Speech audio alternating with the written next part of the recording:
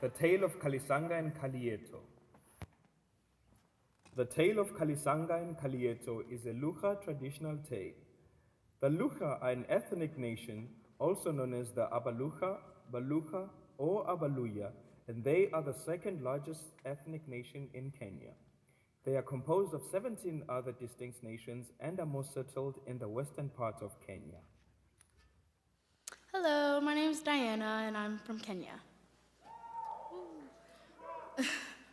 Many years ago, during a time we cannot even imagine now, there lived a man married to 2 wives. Both of his wives each had a daughter. The first wife called her daughter Kalisanga, and the second wife called her daughter Kaliteyo. The 2 half-sisters were born nearly at the same time, and since then had become inseparable. They grew up very close and very fond of each other. Of the 2, Kalisanga was the more beautiful. 10 years later, Kalisanga's mother died. The 2 half-sisters, now raised by one wife, grew even closer. They went and did everything together, collecting firewood, fetching water from the stream, and bathing. They even shared a common boyfriend. Despite the tremendous love the 2 sisters held for each other, the second wife hated Kalisanga and strove to drive her away. One day, trying to separate the 2 sisters, the second wife sent them to do different tasks at the same time. The girls begged to do the tasks together, but the second wife demanded they did not. While Kaliteyo was gone, the second wife wrapped Kalisanga in a large drum and carried her to a nearby lake. Afterward, she hurried back home and pretended as if nothing had happened. When Kaliteyo returned from the stream and could not find her beloved sister, she asked the second wife, her mother, where she had gone. The mother answered she did not know. Kaliteyo immediately became uneasy. She checked her grandmother's place and could not find her. She checked each of her relatives and her boyfriend's house. Unable to find her sister, Kaliteyo became very heartbroken and in distress. She refused to eat and mourned the loss of her sister. One day, as Kaliteyo was walking to the lakeshore, she began to sing. Oh Kalisanga, my mother's child Kalisanga. With whom will you grind, with whom will you walk, my mother's child Kalisanga. She continued to sing her mournful song along the river. When she paused for a moment, she heard the faint voice of someone singing. Kaliteyo listened very carefully and heard the voice sing, oh Kaliteyo, my mother's child Kaliteyo. With whom will you grind, with whom will you walk, my mother's child Kaliteyo. Kaliteyo repeated her voice again, and again she heard the voice responding to her. She was convinced it was her sister and ran home to tell her father. Kaliteyo and her relatives returned to the lakeside, and Kaliteyo began to sing as she has done before. And again, Kalisanga answered, with a voice that grew fainter and fainter with each verse. The relatives and Kaliteyo found the drum Kalisanga was floating in the river and saved Kalisanga. Kaliteyo was shocked to find Kalisanga emaciated to near death. She ran home and brought food to her. Instead of returning back home to their wicked mother, the 2 sisters married their boyfriend and lived together in perfect harmony. Forever, Kalisanga and Kaliteyo.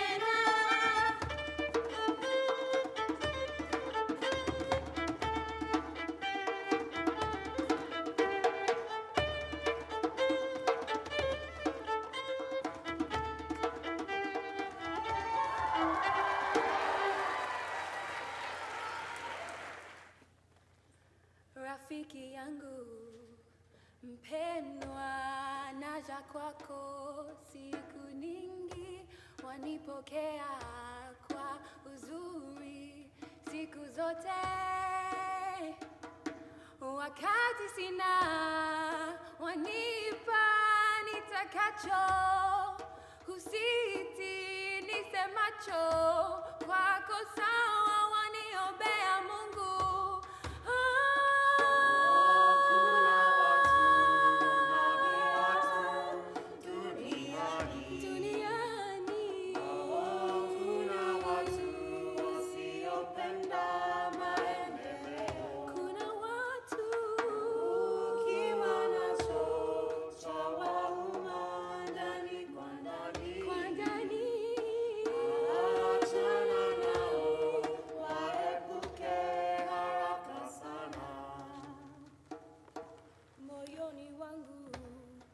Najua nina rafiki, huyu wa kweli, hakuna yule ambaye atakuja kati yetu. Wakati sina, wanipa nitakacho, husiti nisemacho, kwako sawa waniombea Mungu.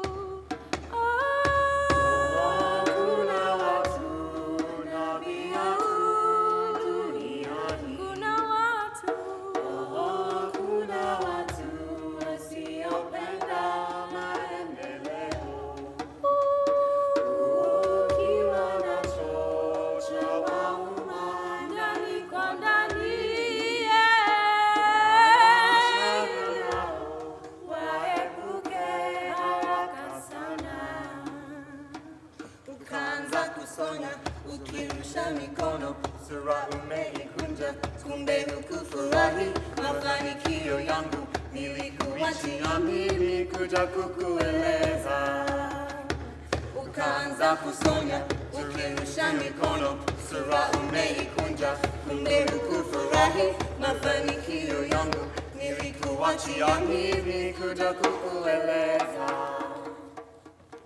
Wakati sina, wanipa nitakacho, husiti nisemacho, kwako sawa waniombea Mungu.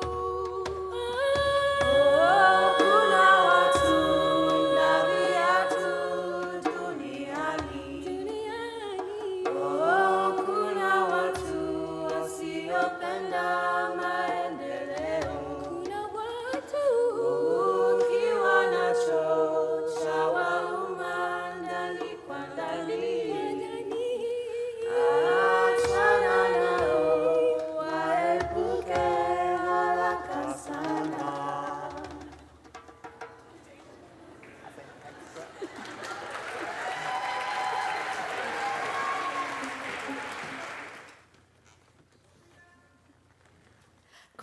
kufumbua, hasira ni hasara. Pesa ndio kitu sina, jukumu ni lazima. Tabibu wangu amenitoroka, tabibu wangu ameniacha, ameniacha mimi. Hoi hoi, kwani wapi nilipotea? Kwani wapi nilipotea? Nikaachwa mataa. Anayenizuzu, anayenizuzua.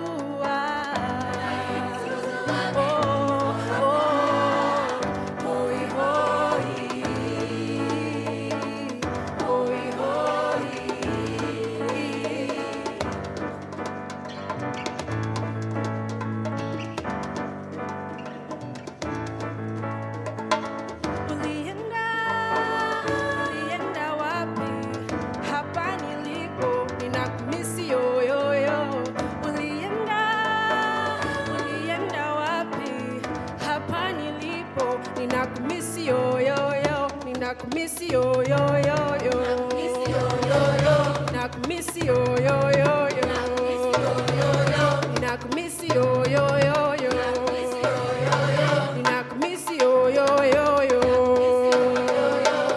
Kwani wapi nilipotea? Kwani wapi nilipotea?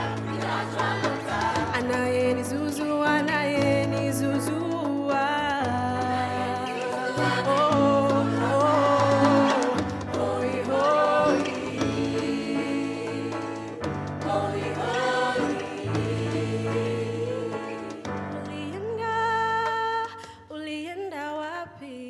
hapa nilipo ninakumisi yo yo yo yo.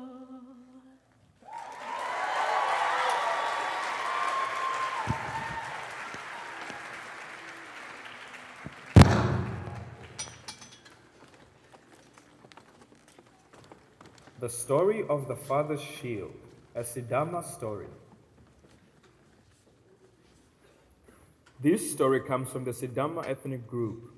They are the Cushitic-speaking indigenous inhabitants of northeastern Africa, regions like Oromo, Somali, Beja, and Afar. The Cushitic civilization of northeast Africa predates the ancient Egyptian civilization. Many Sidama people now reside mainly between the Shashamane town in the north of Ethiopia and Dila town in the south. And today we're going to be reading a story from Ethiopia. In the old days, in Sidama, there was a man with 3 sons. He was a good man, but he had an enemy. This enemy was a merchant. He cheated the good man and stole things from him. After many years, the good man became old. He could not look after his cattle or work in his fields. He was tired. The old man, who was also a father, called his 3 sons to him. He told his firstborn son that he would inherit his cattle.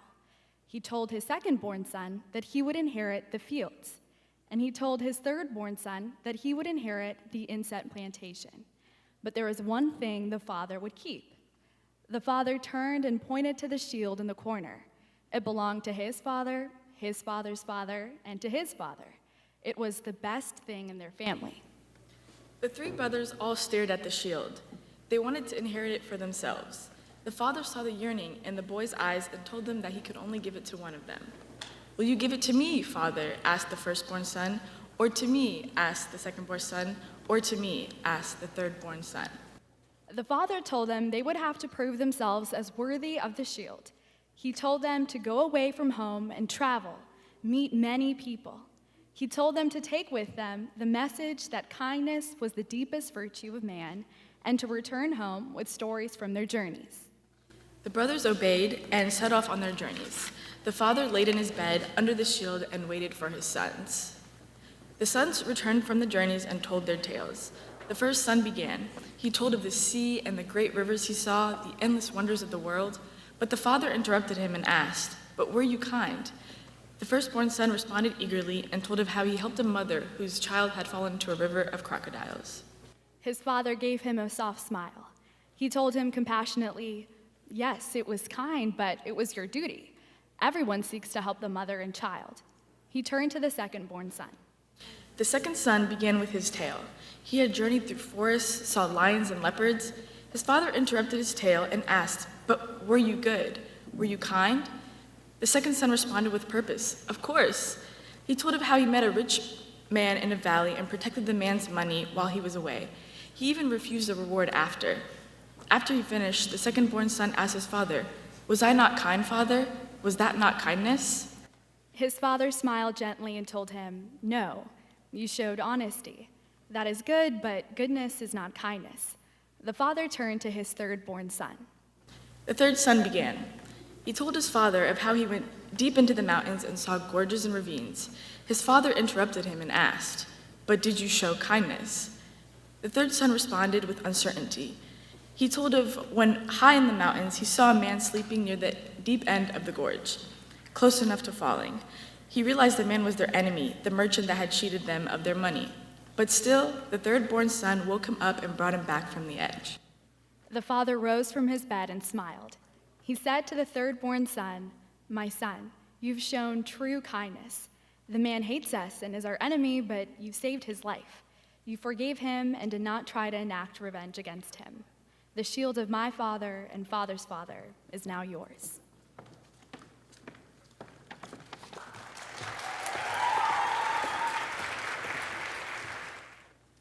Bwana ni mwokozi wangu, tena ni kiongozi wangu, ananipenda leo kuliko jana.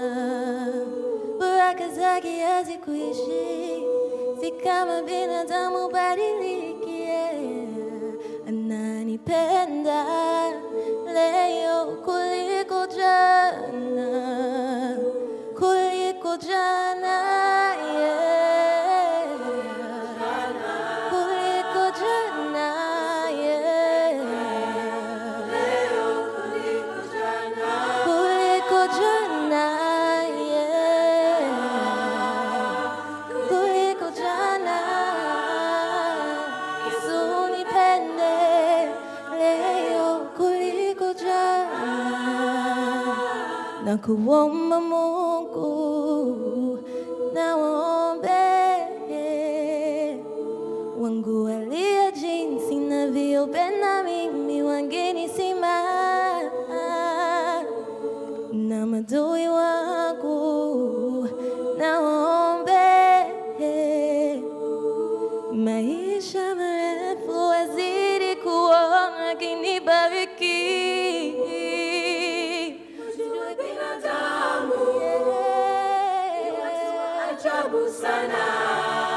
Walimkana Yesu mara tatu, wabla jugu kwika.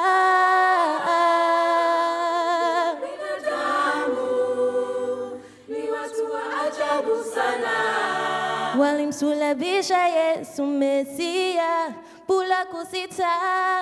Oh, Bwana ni mwokozi wangu, tena ni kiongozi wangu, ananipenda leo kuliko jana.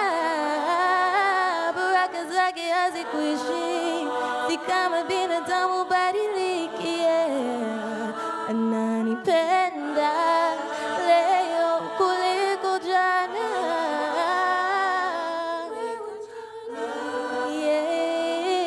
yeah. Kuliko jana, yeah. Kuliko jana, yeah. Yesu nipende leo kuliko jana. Wewe jana tegemea, kufa kupona Baba nakutegemea. Amen. Chochote kitanikatia, kuingia mbinguni taniondolea. Wewe Baba nakutegemea. Chochote kitanikatia, wewe ndio nategemea. Chochote kitanikatia, kuingia mbinguni taniondolea. Wewe ndio nategemea, kufa kupona Baba nakutegemea. Chochote kitanikatia, kuingia mbinguni taniondolea.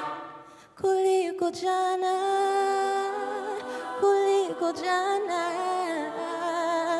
Yesu nipende leo mimi kuliko jana, kuliko jana, kuliko jana.